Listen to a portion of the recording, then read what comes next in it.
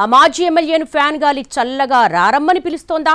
Political ఎడారిలో ఒంటరి ప్రయాణం చేస్తున్న ఆ నేత కూడా అటువైపు వెళితే కూల్గా ఉంటుందని భావిస్తున్నారా? నీ అవసరం నాకు, నా అవసరం నీకు అన్న లెక్కలు కుదిరిపోతున్నాయా?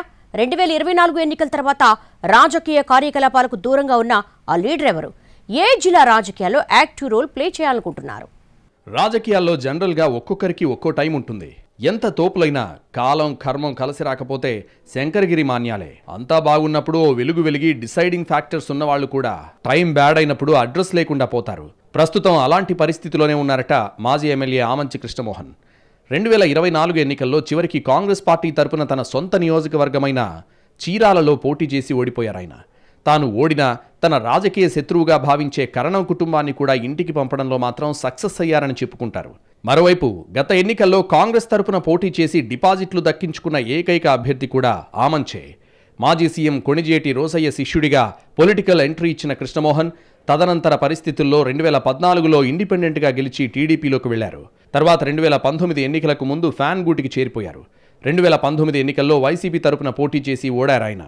చీరాల టీడీపీ ఎమ్మెల్యేగా గెలిచిన కరణం బలరాం అండ్ ఫ్యామిలీ వైసీపీలోకి రావడంతో ఆమంచి రాజకీయాలను పర్చూరుకు షిఫ్ట్ చేశారు.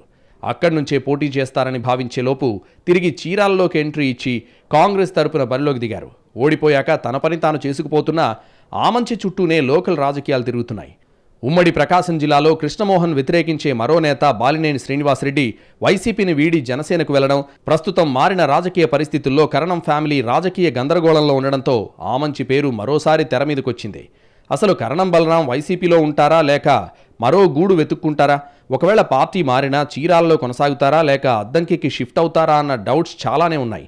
ఈ పరిస్థితుల్లో ఆమంచి వైసీపీలోకి రీఎంట్రీ ఇస్తారన్న ప్రచారం జరుగుతోంది. సమీకరణాలను బట్టి వైసీపీ కూడా ఆయనకు సముచిత స్థానం ఇవ్వొచ్చన్న అంచనాలున్నాయి. గతంలో టీడీపీని వీడిన టైంలో ఆ తర్వాత కూడా చంద్రబాబును టార్గెట్ చేసి చాలాసార్లు మాట్లాడిన ఆమంచి వైసీపీని వదిలేసినా జగన్ను మాత్రం పల్లెత్తు మాట అనలేదని, అదే ఆయనకు పార్టీలో రీఎంట్రీకి లైన్ క్లియర్ చేస్తుందని అంచనా వేస్తున్నారు. ఆమంచి లాంటి బలమైన నేత అవసరం ఉమ్మడి ప్రకాశం జిల్లాలో వైసీపీకి ఉందని, బాలినేని వెళ్లిపోయాక ఆ లోటు కనిపిస్తోందని అంటున్నాయి జిల్లా పార్టీ శ్రేణులు. ఇప్పటికే పార్టీ కీలక నేతలు ఆమంచిని తిరిగి ఆహ్వానించేందుకు సంప్రదింపులు జరిపినట్టు తెలిసిందే. కానీ ఇప్పటి వరకు ఇటు వైసీపీ నుంచి కానీ అటు మాజీ ఎమ్మెల్యే వైపు నుంచి కానీ రియాక్షన్ రాలేదు. ప్రస్తుతం చీరాల వైసీపీ ఇన్ఛార్జిగా కరణం వెంకటేష్ కొనసాగుతుండడంతో ఆమంచికి ఒంగోలు బాధ్యతలు అప్పగిస్తారన్న ప్రచారం జరుగుతోంది వైసీపీ సర్కిల్స్లో.